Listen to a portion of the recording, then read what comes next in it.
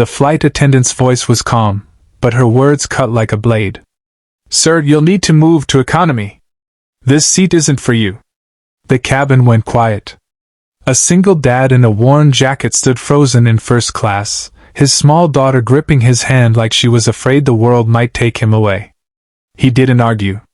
He didn't raise his voice. He simply nodded, hiding the familiar shame in his eyes. But as he turned to leave, the pilot stopped walking. His eyes locked onto the man's forearm. And then the entire plane froze. Because etched into that janitor's skin was a Navy SEAL tattoo no man ever forgets. Daniel Carter never imagined he'd be flying first class. Not anymore. Not after life had stripped him down to survival mode. The ticket wasn't his idea.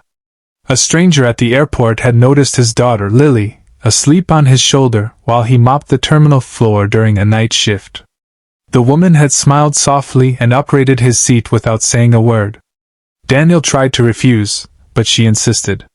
He accepted, not for himself, but because Lily had never flown before. Daniel wore the same jacket he used for work. The one with faded patches and sleeves rolled up just enough to reveal old scars. He sat stiffly in his seat, afraid to touch anything, afraid someone would notice he didn't belong. And they did. Whispers followed him. Eyes judged him. A man in an expensive suit frowned and called over a flight attendant. A quiet conversation happened. Then the words came. "Sir, this section is reserved." Daniel stood immediately. Years of discipline kicked in. No complaints.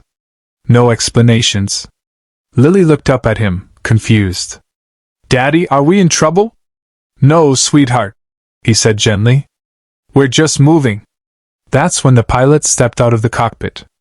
Captain Reynolds had flown combat missions over hostile land. He had seen bravery, sacrifice, and brotherhood forged in blood. As he walked down the aisle, his eyes caught something that made his heart stop. A tattoo. Simple. Worn. Faded. A trident. Only earned. Never given. The pilot swallowed hard. His voice came out sharp. "Sir," he said loudly, "what did you serve?" The cabin went dead silent. Daniel hesitated. "Navy," he replied quietly. "SEAL Team 5. Captain Reynolds snapped to attention. And saluted.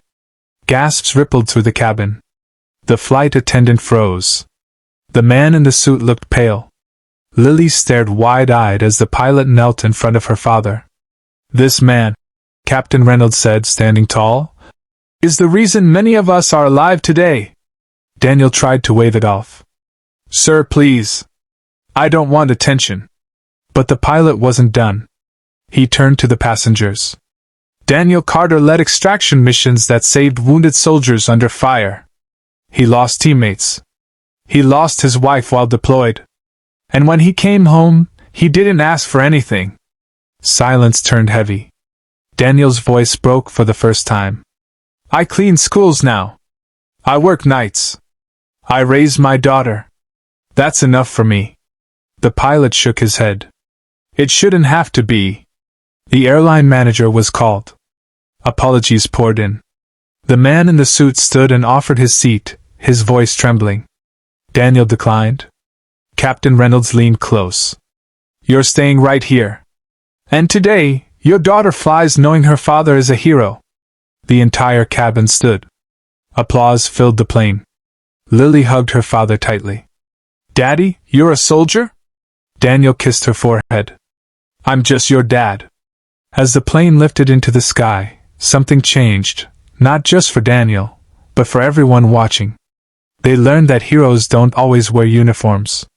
Sometimes they carry mops. Sometimes they ride economy. And sometimes, they're forced out of first class until the world finally sees them. Because respect isn't about where you sit. It's about what you've survived.